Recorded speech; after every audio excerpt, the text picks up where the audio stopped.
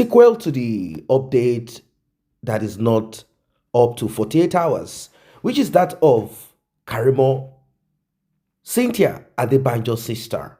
You all know the role she played on this journey of justice for Mohbad.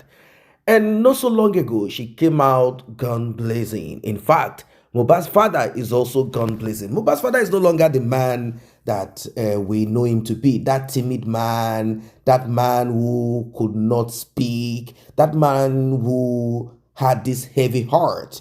And I think the reason why Mohbad's father is kind of outspoken now, bold, and all of that is because of the time that has passed on the demise of Mohbad. And two, there is one thing that weakens a human being, particularly a man: lack of funds. With so much coming into the pocket of Mohbad's father and people showing him love, Mohbad's father has found a love.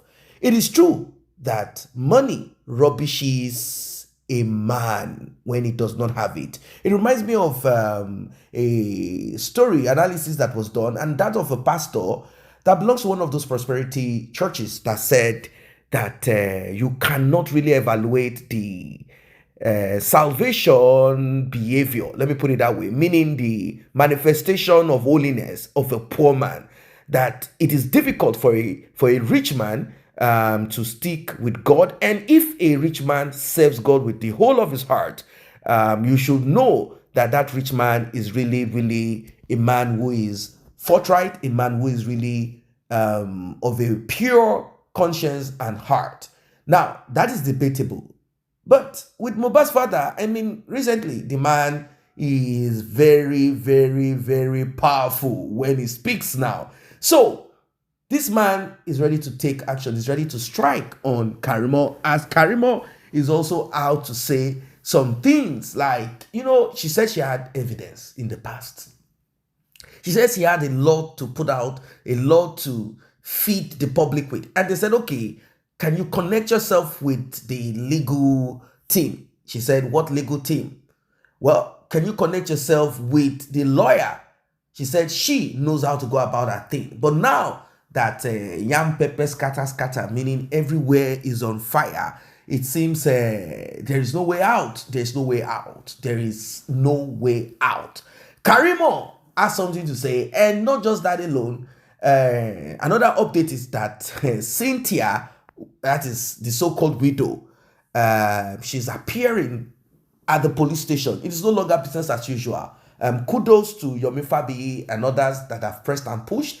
She's no longer going to be treated as a witness. She is now a suspect. I don't know when they are going to attach prime to it, but as it is right now, Adra has been called, statement has been written, and now there is so much panic in the family of the Akpoko Jayes, as they are called. Right now, there is so much panic. And this, I've said it times without number, this thing about panic, anger, could force certain things out of your mouth, something that you have held to yourself. And before you could say Jack Robinson, it comes out of your mouth and nails you. That is exactly what has happened to Karimo. In fact, it's better that you listen to this yourself. Watch and see everything from the beginning to the end. Like and share, tap on the subscribe button, turn on the notification bell. Returning subscribers, those that have been here, thank you. Special prayers goes to those that have tapped on the thanks button, the one with the love icon, dollar sign in the middle of it. May God bless you. May God replenish your pockets. May your pockets never run dry. If you like what we do here and you're for justice for Mohbad, kindly tap on that button that says thanks. Let's get right into it. Ọmọ tó fi ń pè ẹ́ ní jòsí, obìnrin tó bí ọmọ tó gbé ẹ̀dá mẹ́rin tó gbé ẹ̀dẹ́ àkàrà tó gbé ẹ̀dẹ́ àkàrà lọ́jọ́ tòní tó ń jẹ́ kó máa bóyìnbó sọ̀rọ̀. Wọ́n ṣà máa ń sọ wọ́n á ní kinní kan ò lè burú wọ́n á nẹ́dìyẹ ò kì í kú kádà ẹyin ẹ̀nù. Tí ìyá ò bá tẹ̀ ẹ̀dá ṣe bó bímọ tó dáa fún ẹ olórí burúkú ẹni ríwọ yìí náà tó rí narcissist man bíi tiẹ̀ yìí abẹ́ lọ́n kó ń gbà gbélé. Èèyàn tó bá ríru tiẹ̀ yìí abẹ́ lọ́n kó ń gbà gbélé. Mi mọ̀ bí ìyá Mohbad ṣe survive ẹ̀ tó bímọ kìíní tí ìyá Mohbad bímọ kejì títí tó fi dórí ìkẹta. Mi mọ̀ bí woman yẹn ṣe survive ẹ̀. bó ṣe survive ẹ̀mí ọkọ.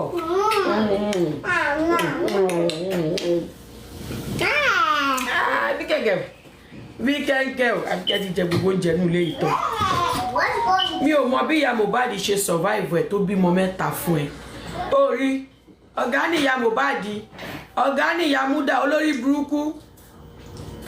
Give accolade to who accolade is due to. Àbí báwo lọ ṣe ń sọ?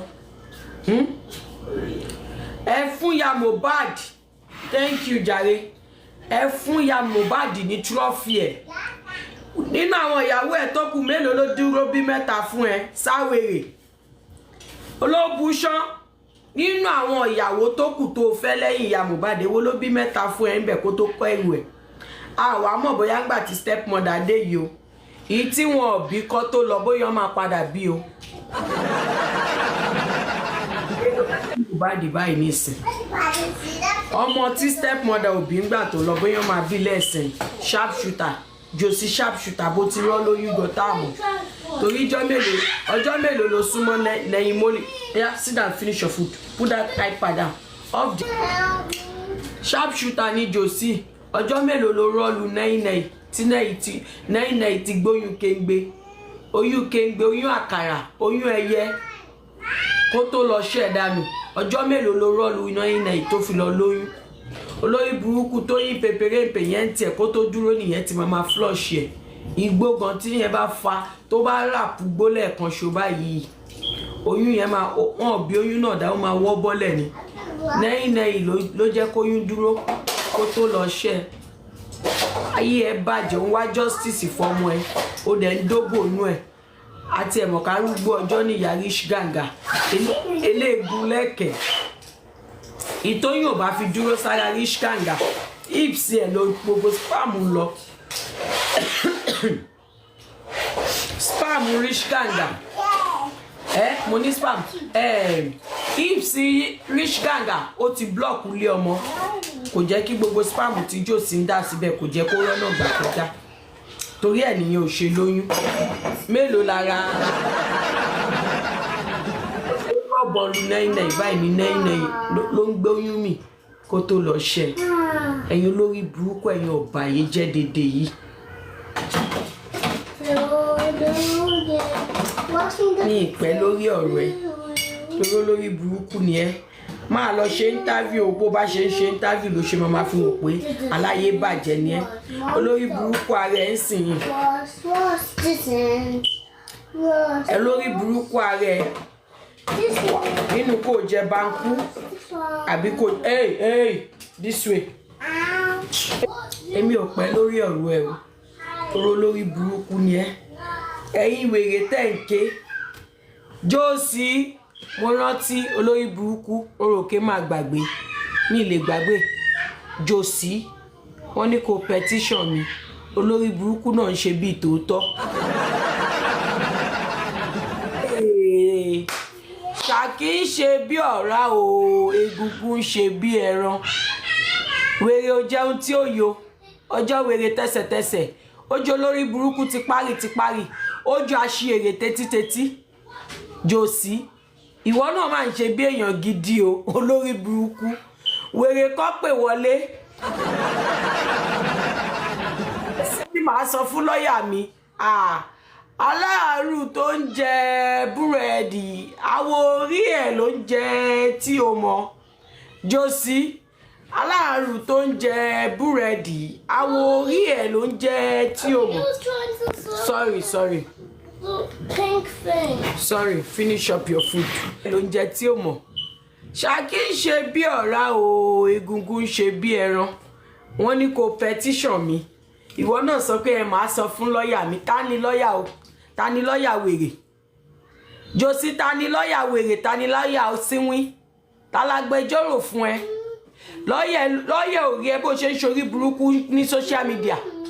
Lọ́ọ̀yà ò rí ẹ bó ṣe ń ṣépè bó ṣe ń ṣorí burúkú. Kò rí ẹ bó ṣe ń sọ̀rọ̀ sáwọn àánú ẹ kò rí ẹ bó ṣe ń ṣépè fún ìyàwó tó bímọ fún ẹ torí òun wá justice lọ́ọ̀yà ń support ẹ pé kó máa gbé ìyọmọ ẹ ṣépè lọ́ọ̀yà ń support ẹ pé kó máa ṣorí burúkú kó má sọ̀rọ̀ sáwọn àánú ẹ ṣebí justice ẹ ló máa wá bọ̀ ní kó má wá justice ni lọ́ọ̀yà ẹni kó máa bú mi lọ́ọ̀yà ẹni kó máa sọ̀rọ̀ fún mi jòsí tó bá petition mi kò ní dá fún ẹ kò ní dá fún lọ́ọ̀yà tó bá ní kó má petition mi kò ní dá fún lọ́ọ̀yà ẹ tó bá ní kó má petition mi kò ní dá fún gbogbo individual tó bá ní kó má petition mi lọ́ọ̀yà tó bá sọ fún ẹ pé ẹ fọmọ yẹn lẹ̀ ẹ má petition ẹ kò ní dá fún wà tí lọ́ọ̀yà yẹn kó lè petition mi mo ṣe ń sọ bẹ́ẹ̀ o jòsí ó ti gbàgbé tó tó pa lórí ìkànnì yìí ni àbó ń ṣí èrè ni petition máa ti wá di mẹ́ta 10 kọ́bọ̀ o petition ti di nǹkan téèyàn ń lọ ra tíkẹ́ẹ̀tì 50 naira 10 naira 20 naira tó ń lọ wò sinimá o jọ ṣé olórí burúkú ara yín àti wọ́ àtàwọn blọ́gà ẹ wọ́n wá ń sọ pé òun rán yàn nǹkan ṣe o iṣẹ́ àwọn tó ní ìsìn tó o bá sọ pé òun rán wọn ṣẹ́ iṣẹ́ tó ti rán wọn ṣẹ́ tó ti jẹ́ ńkọ́ ìyẹn ò mà ní parun kẹ kò mà ní parẹ́ iṣẹ́ táwọn olórí burúkú jèsè tó wá délẹ̀ à olóṣì ṣáàfà ló ń fẹ́ lọ́wọ́ yìí ní búkí gbèsè tó fi délẹ̀ à tó lè jáde olórí burúkú kò lè bóde búkí gbèsè tilẹ̀kùn mórí kò lè bóde búkí gbèsè tilẹ̀kùn mórí kò lè bóde aláyé bàjẹ́ iṣẹ́ tí blogger ẹ máa ti ṣe fún ẹ kò mà ní parẹ́ nù tán gbogbo àwọn tí o ti tọ́wọn blogger ẹ ti bẹ́ẹ̀ bú wọn mà ní parẹ́ nù tán àtolórí burúkú kan funfun alómi níkùn àgbàrá òjò olómi ń kùn pẹ̀fú ẹlẹ̀ alúbẹ̀ǹbẹ̀ iṣẹ́ tí gbogbo wọn ti ṣe fún ẹ kò mà ní parẹ́ nù tán tó bá wá dì sí tó bọ́ta tó níwọ̀ kọ́ ló rán wọn ṣẹ́ jọ yìí tán ti jẹ́ fún ẹ sẹ́yìn nǹkan ò fẹ́ lọ parẹ́ níbi tó wà kò ní dáa fún ẹ kò ní dáa fáwọn tó bá ní kó má petition mi. mama tí wọ́n náà olórí burúkú yìí ń gbà yẹn pé ẹ ń balance èèyàn tán ẹ wá ní kó wá ṣe handling over fún yín olórí burúkú ara yín gbogbo nǹkan tá a bá bá yín sọ náà ló máa ń padà ṣẹ mọ́ yín lára gbogbo ẹ̀ ló máa ń padà ṣẹ mọ́ yín lára ṣùgbọ́n ẹ̀ ní gbọ́ agídí olórí burúkú ó ní amòfin àtàlágídí àbí báwo ló ṣe sọ wàá mọ̀ kó máa jẹyà pẹ̀lú agídí wèrè tó ń ṣe kiri yẹn àwọn tó lè bá ṣe ni wàláì ó dùn mí pé mi ò mọ̀ ẹ́ kọ́mọ ẹ tó kú tó bá yẹ pé mo mọ̀ ẹ́ pé kọ́mọ ẹ tó kú kó wá dán orí burúkú yìí wò kó máa hùwà wèrè tó ń wù yìí máa ṣe ṣége ṣàdáyà máa ṣe fún ẹ ìwà títa ni gbogbo ìgbà tó ń gbé obìnrin wánu ilé àwọn ọmọ ẹ èmi tí máa kọ fún ẹ rè èmi ni máa kọ fún ẹ àwọn tí ò fún yàn lọ́rọ̀ sọ́ngbà yẹn ni tó bá yẹ pé wọn ò fi nǹkan bò fún mi kí Wunmi máa sọ fún mi kó àrí nígbà tọmọ ẹ wà láyé pẹ̀lú gbogbo wa rédèrèdè tó ń bọ́ wọn ọmọ yẹn wù èmi nìkan máa gbà lọ́wọ́ ẹ kí ló ń gbé ṣeré ìjòsí ń gún mi láyà èmi ni máa gbà lọ́wọ́ ẹ tó ń halẹ̀ mọ́ wọn tó tún máa bẹ̀ ẹ́ tó máa ra gift fún ẹ ìwọ àti tani àti tani táwọn ìyá Mohbad ṣẹ̀ṣẹ̀ máa rá bàbà tó máa ṣe rákàdédé tani èmi nìkan ti tó fún ẹ ó ṣí èrè ni mo dẹ̀ mọ̀ káwọn yẹn náà máa sọ pé ká ní mọ́mì Jordan mọ jòsí ni àbí ká ní jòsí mọ mọ́mì Jordan ló máa sá fún mọ́mì Jordan ni tó bá yẹ pé mo mú ẹ kọ́ mu ẹ tó kú ló ní everybody lára báyìí abájọ ṣó mọ̀ pé ẹnu ara ẹ náà ló fi sọ ẹ̀yin èèyàn ṣe ń gbàgbé ọ̀rọ̀ ni ẹ rántí pé jòsí sọ pé Mohbad máa sọ fóun pé kóun má bẹ̀bí jẹ́ ṣé ẹ rí i pé ọ̀rọ̀ yẹn padà ṣẹ báyìí sìn tẹ́ ẹ bá rántí àti bẹ̀rẹ̀ ló ti sọ gbólóhùn yẹn o pé Mohbad àṣàmà ní dádì ẹjọ́ ẹ ní sùúrù dádì ẹjọ́ ẹ ní sùúrù ẹ má bẹ̀bí yìí jẹ́ ẹjọ́ ẹ̀yin wo lẹ rántí tẹ́ bá rántí ẹ ò mú ẹ kọ́ mu ẹ tó kú torí ẹ ló ṣe ń yayọ̀ tó ń yọ yẹn lọ́ọ́ bí ìyàwó ẹ lọ́ọ́ bí àṣànà lọ́ọ́ béèrè mi lọ́wọ́ ẹ̀ á jẹ́ kó yẹ pé ṣìnṣìn ó ń gbá lórí mi gan ó ń ṣí èrè ní jòsí àbáláyé bàjẹ́ ni wọ́n ní kò petition mi ìwọ náà láti sọ pé ló buṣán máa béèrè lọ́wọ́ lọ́ọ̀yà mi kò ní dá fún ẹ kò ní dá fún lọ́ọ̀yà tó fẹ́ béèrè lọ́wọ́ ẹ̀ tó fi kú ọmọ lókìkí tó fi kú ọmọ ṣoríire aláyé bàjẹ́ tó o bá petition mi tí n bá rí petition yẹn gbàdúgbàdú àgbowó àgbàdo lọ́wọ́ èmi back sender àbí kò fẹ́ da fún ẹ kò fẹ́ da fún wa ti jòsí. kò sí ìṣẹ̀lẹ̀ yàdé Accra o ẹni bá pé kò rí bẹ́ẹ̀ àṣẹlẹ̀ ya pẹ̀lú jòsí ni jòsí ṣẹlẹ̀ yàdé Accra jòsí ṣẹlẹ̀ yàdé Accra o lórí ẹjọ́ tó ń rò kiri jòsí ṣẹlẹ̀ yàdé Accra. ẹ rí bí bàbá yín ṣe ṣẹlẹ́yà láti Èkó dé Accra èèyàn mú ẹranko ní da fún jòsí tó wo bó o kọ bó o petition mi o kẹran bó o tún petition mi orógo ńlẹ̀ yìí àfi kó o petition mi o tó o bá petition mi ayé ẹ máa bàjẹ́ mọ́ tilẹ̀ ni ṣé o mọ̀ pé ayé ẹ ti bàjẹ́ tẹ́lẹ̀ ayé a tún wá bàjẹ́ mọ́ tilẹ̀ olórí burúkú gbẹ̀wù dání olóṣì aríṣẹ́ má ṣe àbúrò olè ńgbèyàn bá ríṣẹ́ tí ò ṣe kí ló dẹ́kù àtọ̀rọ̀ owó ńgbà àwọn tó ń fún lówó bá fún lówó mọ́ kí ló dẹ́kù tó máa ṣe ó máa jalè náà ni aríṣẹ́ má ṣe àbúrò olè gangan mo torí ẹ̀wà olórí burúkú kan ìwọ lọ parọ́ mọ́ mi lọ́dọ̀ Láti ẹjọ́ ẹ̀yin èèyàn ṣe rí mi lórí show lẹ́nì ṣe ẹ gbóhùn mi lórí any platform kankan lẹ́nì abd àbí kí lorúkọ ẹ tó lọ parọ́ mọ́ mi lọ́dọ̀ Láti sórí bó ṣe wá parọ́ mọ́ mi ẹ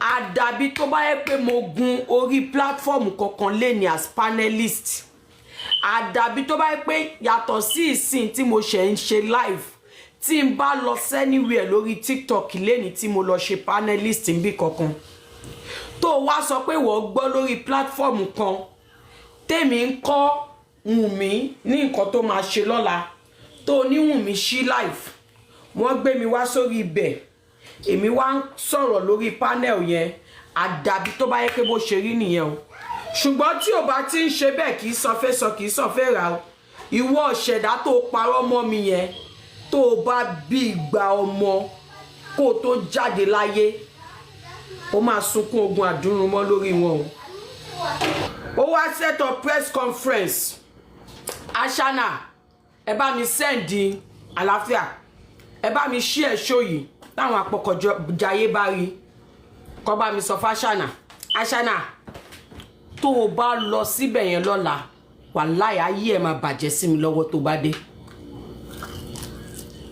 tó bá dé ayé ẹ̀ ó máa bàjẹ́ sí mi lọ́wọ́ wo tí n bá mú ọyàn méjèèjì yẹn báyìí tí n bá fún pẹ̀ṣẹ̀pẹ̀ṣẹ̀ báyìí bọ́tà yìí tó yẹ kí omi ọyàn fi jáde nù ẹ̀ bọ́tà ló máa jáde nù ẹ̀ àti tí lọ́ọ̀yà ẹ̀ gan bá lọ tí lọ́ọ̀yà ẹ̀ bá lọ lọ́la á jẹ́ pé ẹ̀ mọ nǹkan tẹ̀ ń ṣe yín méjèèjì ìdí àti túmọ̀ ni pé first of all gbogbo ẹjọ́ orí burúkú tẹ̀ ń ròyìn ó ti wà ń kóòtù ẹjọ́ ti wà ń kóòtù àwọn wèrè tó ti kòrónà pa ẹ lọ frustrate àwọn yẹn kọ́ mọ bọ́ ṣe máa rí kòrónà bọ́ ṣe máa ṣí kòrónà new evidence tẹ́ ẹ rí 3 seconds video tẹ́fẹ́ torí ẹ̀ yìí kú aná tí ò sí nǹkan kan bẹ̀ tẹ́ ń torí ẹ̀ ṣorí burúkú ẹ lọ bá wọn tó ti kòrónà pátọ́ tún sọ pé 2-1 àbí 2-0 àti ti kòrónà tó tún yọ̀ pé àwọn ti kòrónà tó dìlé ọmọ ọlọ́mọ síbi tó wà ó wà bí ó ń gbọ̀n yín lára tó ń jẹ́ kẹ́ máa sínwín ẹ tọ́jú ẹ̀ kẹ́ kó lọ sí kòrónà kókò bàbá ńlá kú ẹ tó wà lẹ́yìn mi ìpọ̀rí máa pọ̀pọ̀ yín tó wà lẹ́yìn mi tó ń jẹ́ Jòsí Adéfokókàn òun ló ní problem. In as much as we the public can wait for toxicology results, in as much as we are waiting on corona to open for us to listen to the toxicology results, Wunmi, ó gbọ́dọ̀ lọ anywhere kọ́wọn náà lọ dúró dìgbà tí kóòtù bá ṣí. Gbogbo evidence tó bá ní kó máa gather ìjọ tí kóòtù bá ṣí kó lọ present ẹ̀ ní kóòtù. Case tó bá ti wà ní court, apá ọlọ́pàá ò lè dá sí case tó ti wà ní court mọ́. Talk to your lawyer, and I'm sure your lawyer knows better. Your lawyer knows better. Gbogbo nǹkan tó fẹ́ kó wá sọ tó bá di kóòtù kó pàdé kóòtù ó ti wà níwájú. Àbí ṣé ọlọ́pàá ju judge lọ ni? Ṣé ọlọ́pàá ju adájọ́ lọ ni? Bẹ́ẹ̀ mi ṣe wà èmi gẹ́gẹ́ bí ẹnìkan àtọ̀pọ̀lọpọ̀ èèyàn lọ́ọ̀ lè wait kan gbọ́ toxicology Mohbad sétí. Kí ni bàbá Mohbad sọ fún wa? Ó ní lọ́yà òun ò sọ fóun, lọ́yà òun ní ó di corona kan tó ka result síta. So therefore, tẹ́ bá fẹ́ kí ni problem yálà ìyá ẹ̀ àti ṣe breakdown fún yín. Now, Ọlọ́run bá Yomi ṣe, Yomi ní 3 seconds video lọ́wọ́. Ó ṣe press conference. Ó ṣe press conference. Ọlọ́run tún bá Yomi ṣe. Àdúrà ò sọ̀rọ̀ bó ṣe yẹ kó sọ̀rọ̀. Ọlọ́run tún bá Yomi ṣe. Àdúrà sọ pé 3 seconds video yẹn kó exist. Nbi tọ́lọ́run ti wá báyé Yomi jẹ́. Àdúrà kò mention ẹni kẹta tó wà nínú fídíò yẹn. Ó dárúkọ Wunmi, ó dárúkọ Mohbad, kò dárúkọ ẹni kẹta yẹn. Kò dárúkọ ẹni kẹta yẹn. Ibẹ̀ láyé ni Yomi ti bàjẹ́. Yomi wá fẹ́ kí wọ́n dárúkọ ẹni kẹta yẹn. Mommy. Ẹni kẹta yẹn. Ó lóun mọ̀, mo challenge kó sọ ẹni kẹta yẹn. Ó lólógun ni, kíní kan ni. Olórí burúkú. Olórí burúkú ni ẹ́. Nǹkan kan tí mo kàn fẹ́ kẹ́yìn tèmi mọ̀, mo gbọ́ngbà tó sọ bẹ́ẹ̀. Nǹkan tí mo fẹ́ kẹ́yìn tèmi mọ̀ ni pé tí n bá ní evidence lọ́wọ́, mi ní máa sọ pé sẹ́ẹ̀ bọ́rọ̀ ṣe rí lélẹ̀. Wọ́n wá sọ fún ẹ pé fídíò yẹn ti wà ńlẹ̀ kó o lọ wò ní Ìkẹjà. Ẹ bá ń bí Yomi kí ló dé tí ò lọ sí Ìkẹjà lọ wo fídíò. Ṣèbá àwọn ọlọ́pàá sọ pé full video ti wà lọ́wọ́ àwọn Ìkẹjà. Àbí wọ́n sọ bẹ́ẹ̀ fún ẹ Yomi. Yomi kí ló ń lé station tó lọ wo full video. Kí ló dé tó lọ wo fídíò. Ẹ wá sọ petition, ẹ sọ di pure water. Ní Nàìjíríà sì gan pure water ti wọ́n. Débi tẹ́ wá ń sọ di petition àwọ̀tá. Àbí bẹ́ẹ̀ kọ́. Ashana. Tó o bá lọ sí ibi tó ti pè ẹ́ lọ́la, tó o bá dé tí n bá mú ẹ sọ́wọ́. Tí n bá mú ẹ sọ́wọ́, wàá regret life ẹ. Náà ló jẹ́ pé ẹjọ́ tó bá ti wà ń kóòtù.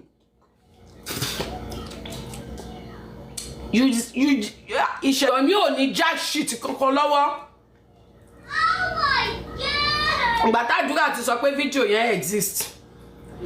Tó ti sọ fún ibi tádùúrà ti wá ba ayé ẹ̀jẹ̀ ni pé ẹni kẹta tó wà nínú fídíò yẹn àdúrà ò jẹ́wọ́ fún. Àdúrà ò sorúkọ ẹni yẹn fún. Now ó wá lọ gbé petition dìde. Ó lọ petition Wunmi.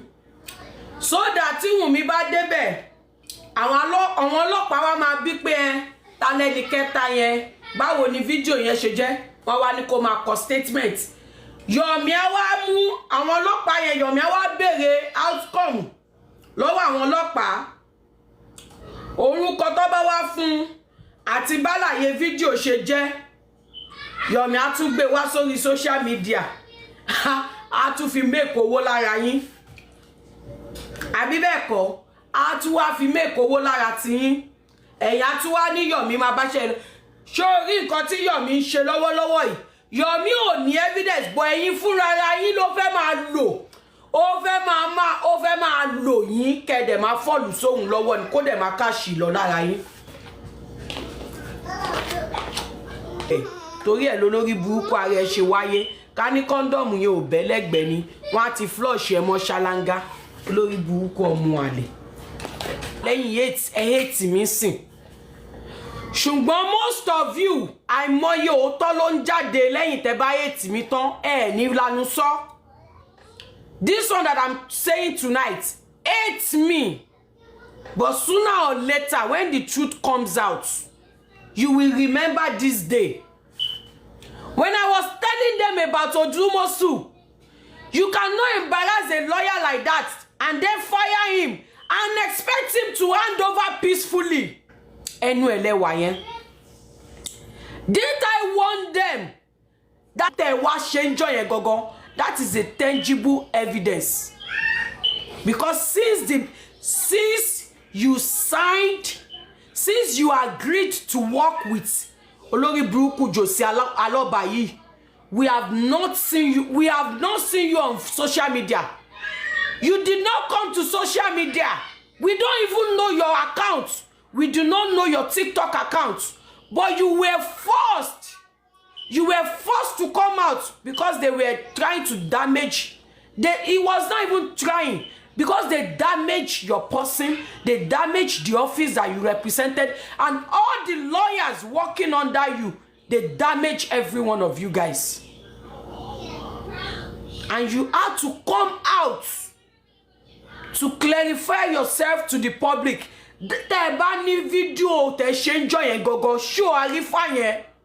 Sue them for defamation and use that gbogbo ìtí Bukky Jesse ti ṣe tó ti fi bú yín tí kan fi ṣe tó fi bú yín kẹ́ wá gbé ti àrífà yẹn ibi tẹ́ ti jáde fúnra ra yín tẹ́ ti wá bá public sọ̀rọ̀. Evidence tó bad tó láyé yóò sì.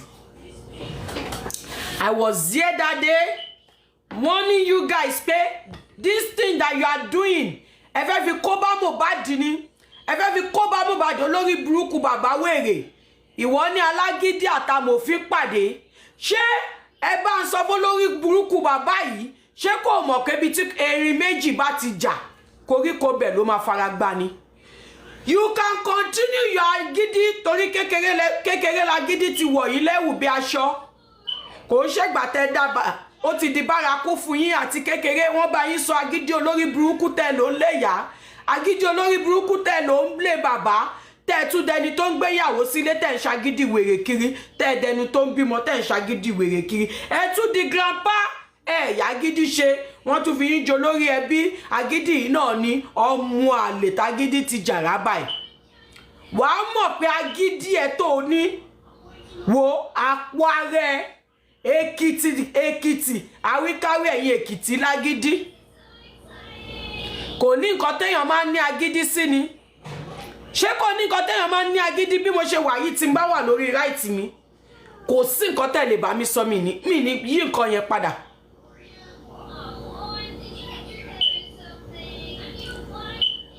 olóòna gidi alágídí Miss Genius ogun ló máa pa ẹ́ àti wa àti Josie tó wà lẹ́yìn mi ayé wa àti Josie máa bàjẹ́ ni tó bí Josie. I was shouting that day that how dare you embarrass a barrister.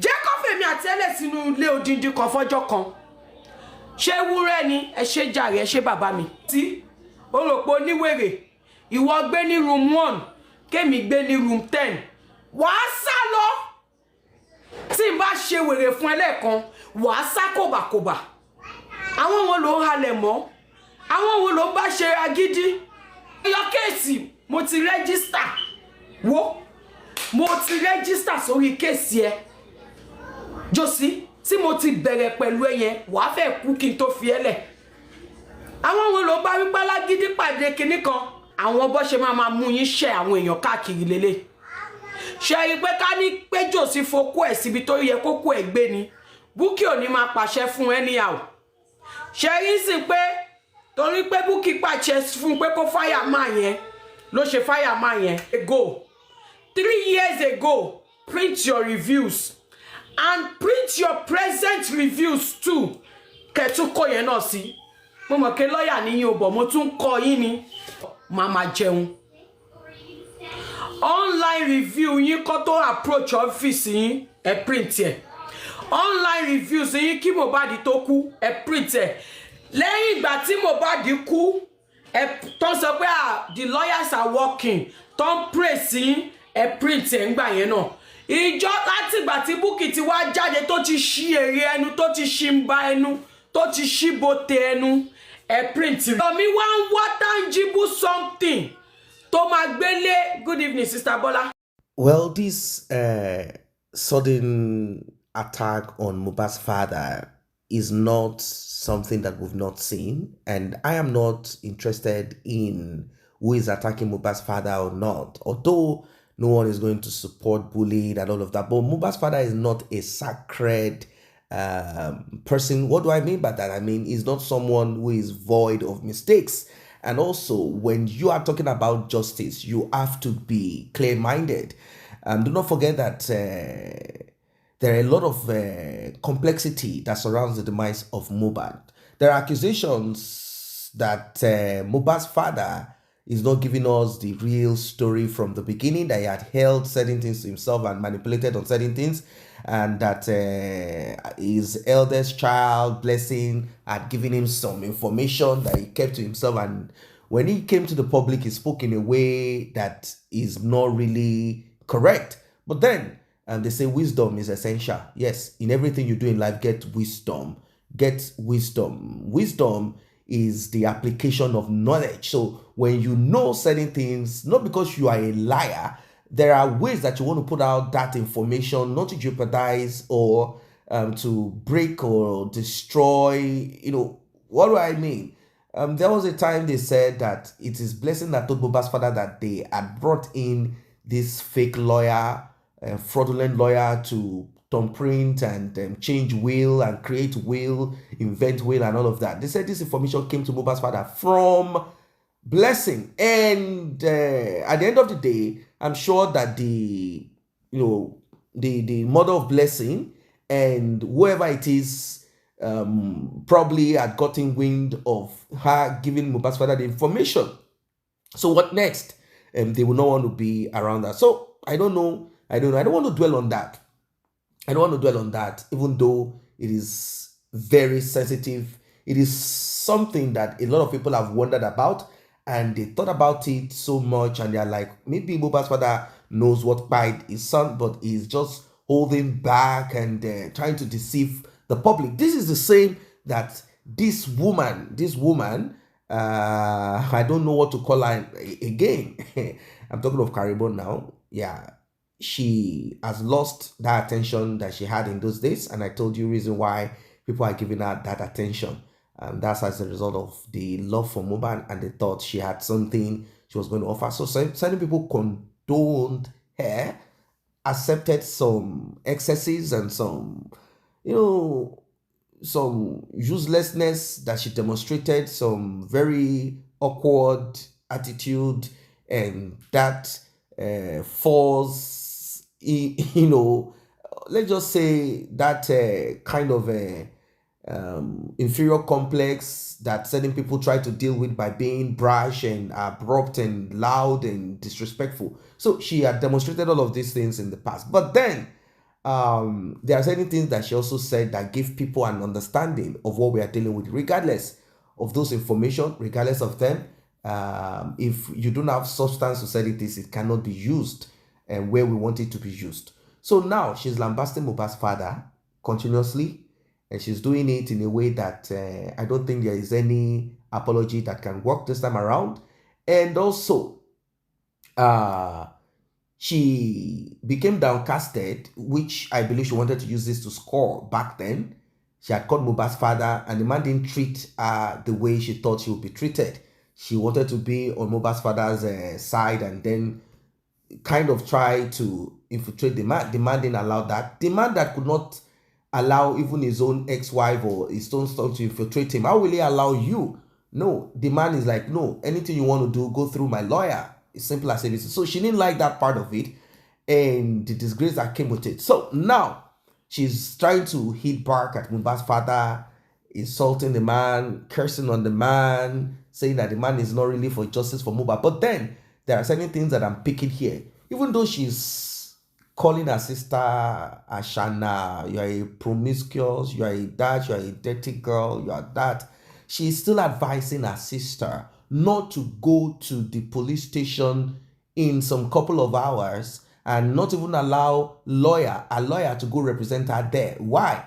I know it's the government that invited you, but don't go. Don't go. If you go, I'm going to deal with you. And she said she doesn't care if anyone thinks she's anti-justice and that she's not really anti-justice. So I'm like kind of wondering, why are you backing someone that you say she's a dirty, rotten fellow, dirty, rotten younger sister of yours, and you are even giving us hints back then that there's a big possibility that she's involved in what pied Mohbad? Why are you now concerned if she's falling into a pit or not? Why did you rush when the case of Adura came up? What exactly? Well, she's also against Yomi Fabi, that Yomi Fabi is this, Yomi Fabi is that, Yomi Fabi is a liar, Yomi Fabi is just trying to delve deep for information and evidence that he has nothing.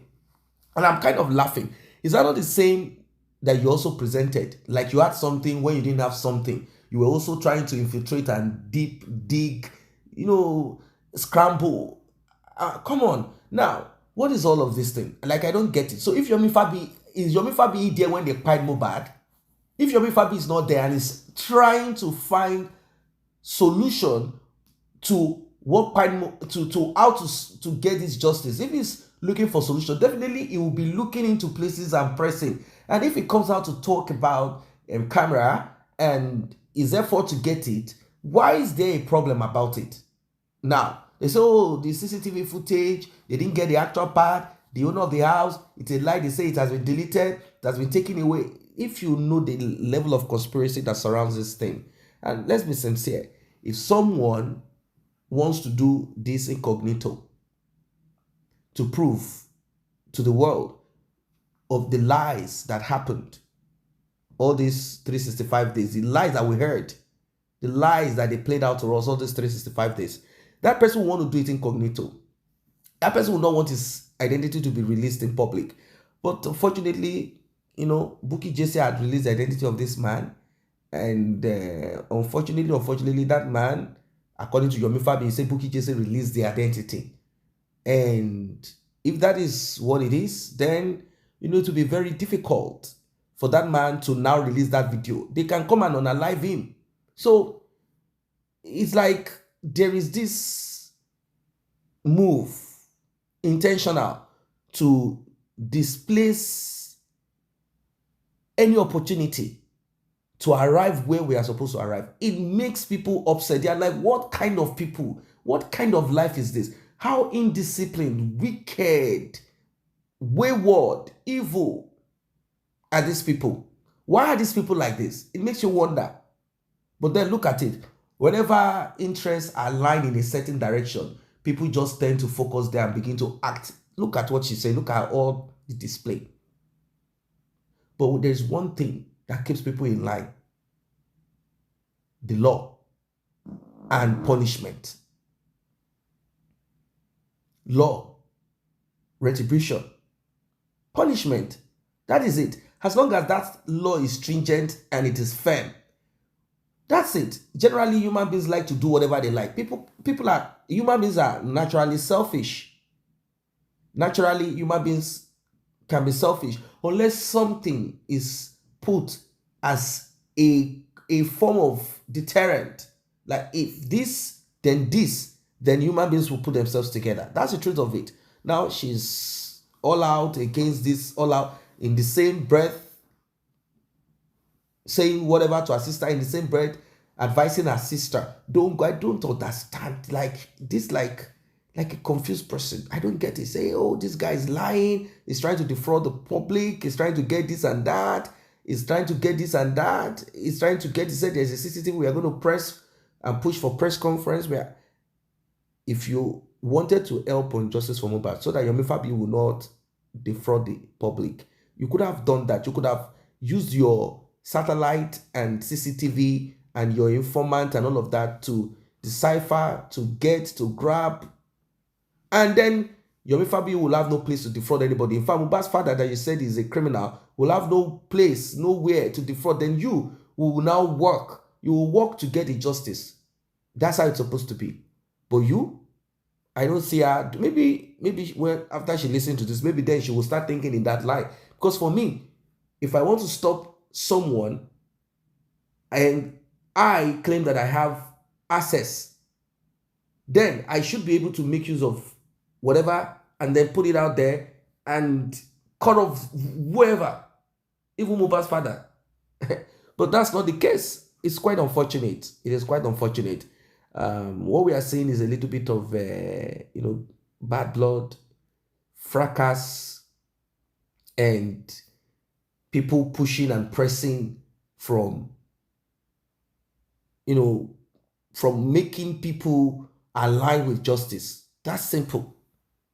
As ABCs, it's very easy to process all of these things. The anger, the shout, the screams, the curse, the this, the that. It's so terrible.